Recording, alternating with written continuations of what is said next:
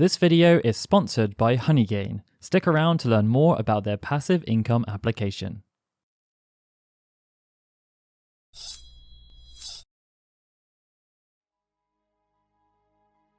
Side quests have always been a popular feature in video games, used by game designers as a way of expanding small segments of the story or to provide bonus challenges through which players could test themselves.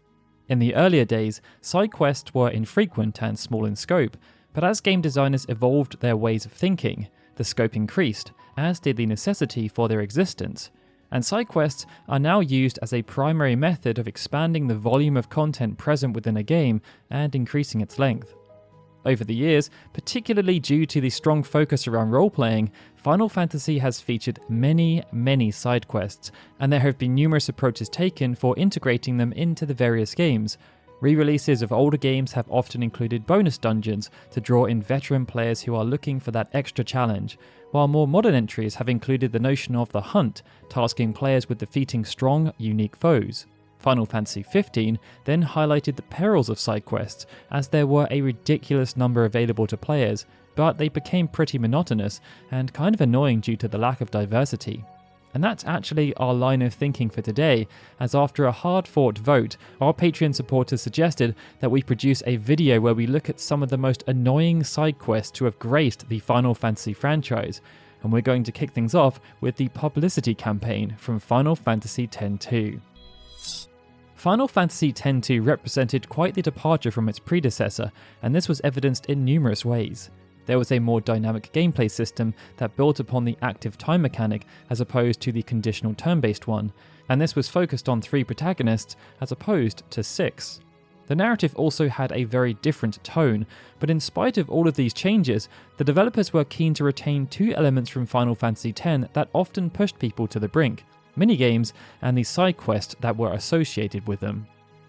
Final Fantasy X-2 featured copious amounts of minigames, and although they didn't quite reach the heights of Chocobo racing or dodging lightning bolts, the lightning tower calibration did still earn a spot on one of our previous videos due to how punishing it was. But here, we're talking about elements that annoy, and that instantly made us think about the Publicity campaign. This side quest, which was required to obtain 100% completion, could be initiated from the Calmlands and was available to players at almost any point throughout the game. It revolved around campaigning for one of 2 organisations, Open Air Incorporated or Argent Incorporated, and on the surface, it sounded straightforward and in keeping with the tone of the game. After choosing which company to campaign for, players would need to go up to various NPCs and open a window that contained various pitch options so that they could try and gain support.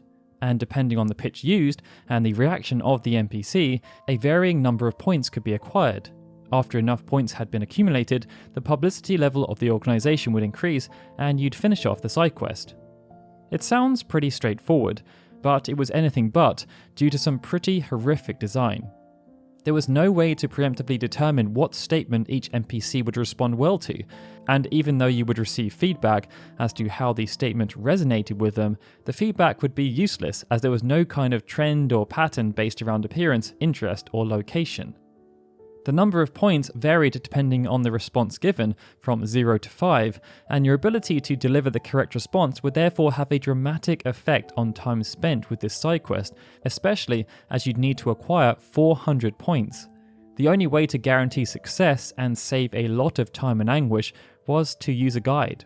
But due to how random everything felt, in lieu of using a guide, a lot of people just ended up playing sky slots to acquire the 400 points, even if that itself was also not an overly pleasant experience due to its random nature. Luck is a theme that permeates through this list, as well as using guides to reduce stress and increase odds of success. And another prominent example of this was seen in Final Fantasy VII thanks to the Bone Village excavation side quest that was crucial for obtaining Tifa's ultimate weapon, as well as some of the more powerful summons had they not been obtained elsewhere. The excavation gameplay mechanic was introduced through the main story, as before the party could progress through to the Forgotten City, they would need to possess the Lunar Harp, which would need to be dug up from Bone Village. But should the player be curious, after obtaining the Lunar Harp, numerous other items of considerable value could also be excavated, including Bahamut Zero and Phoenix, along with the fabled key to Sector 5, which was necessary to obtain Tifa's premium heart. What could make this particular mechanic annoying was that despite there being countless places where the player could excavate, there were only 8 predetermined locations that would ever hold treasure of any significant value. Digging anywhere else would either see a potion dug up or nothing at all. Without a guide, finding these locations would prove to be quite tricky, as you would need to place searches around the area and hope the treasure they found ended up being something worthwhile, something that would involve a lot of trial and error. Numerous Final Fantasy games have featured fishing quests, and depending on your levels of patience, general enjoyment of fishing, and tolerance for the mechanics chosen by development teams over the years, each can offer varying levels of annoyance. For this video, we've chosen to go for the fishing questline that featured in Final Fantasy XII that would need to be undertaken in order to obtain the Matamune, a fishing rod that would be needed as part of the quest to obtain the Worm Hero Blade. Having completed the Cactite family side quest and the main story that centered around the Draclaw laboratory, access to the overarching Worm Hero Blade side quest would be granted. The initial step would be to acquire the Muramata fishing rod, and it could be used to fish for numerous delicacies, but the main item of interest would be empty bottles. In total, 5 empty bottles would need to be caught, each of a different colour, and the player would need to fish all over Ivalice in order to find them. Upon doing so, they would uncover a cryptic message that would lead to the location of the Matamune, which would be humbly handed over by Gilgamesh himself. What made this particular side quest annoying was that outside of the randomness of fishing, that meant the empty bottles wouldn't just magically appear because you happened to be fishing in the right location. Due to the QuickTime mechanics, if you got a button combination wrong, you'd have to start that sequence all over again. To add to this, in the Zodiac Age, the mechanic was made a bit more complicated due to the frame rates not quite being properly updated, leading to the button prompts not moving as smoothly. Even if luck was on your side, it's still quite time consuming to complete this small side quest, as shown by Blue Harvey, who clocked 46 minutes and 27 seconds during a speedrun of the PlayStation 2 version earlier this year. Before diving further into the realm of annoying side quests, a word from today's sponsor, Honeygain. Honeygain is an application that allows you to gain passive income by sharing your internet connection. It collects small bits of data online, such as information for price comparison websites linked to your geographic region, but it does not have access to your private data, merely the analytics information generated through its searches. The passive income gained probably won't replace your full-time job, but it can subsidize things like Netflix and Spotify, so go ahead and sign up to Honeygain using the ffunion promo code and get your first $5 free. There's a link in the description below. And now, on with the video. Blue Mages were introduced into Final Fantasy XIV with patch 4.5 at the start of 2019, and they were designed to be different. Unlike every other job introduced up until that point, Blue Mages were a limited job that was designed to be played solo, and many of the quests that went live around the same time and in subsequent patches built upon this notion, challenging players to see if they could overcome obstacles without having to rely on their companions. The Masked Carnivale took this idea to the extreme, providing a series of 31 events that would promise interesting rewards for Blue Mages who were up to the challenge. And in that regard, the Masked Carnivale represented a challenge on multiple fronts, something that has caused a lot of frustration amongst the community. Almost all of the encounters would have some kind of gimmick, with the enemies faced having undisclosed strengths and weaknesses. And as there are so many of these encounters to succeed against, with performance also based on how quickly they can be beaten, it's easy to see how they can become quite tiresome and annoying. That is, unless you have a guide handy that can help you through each of the stages. A user on Reddit called Noraneko-chan, for example, provided this extensive guide for how to beat stage 31 called Anything's Go-Go, which, as the name suggests, was based all around mastering mimicry. In more recent times, weekly challenges have even been added that have increased the difficulty of the Masked Carnivale further, all with the promise of even bigger rewards, and it's led to the creation of a YouTube channel called The Blue Academy, which attempts to guide people through the event and reduce annoyance. Either way, unless you're glutton for punishment or want to really challenge yourself, don't attempt to tackle the Masked Carnivale without proper preparation, otherwise annoyance will be sure to follow. Final Fantasy IX featured a side quest that had a different type of annoyance, as the concept of the Bone Village excavation was amplified to create something much more detailed.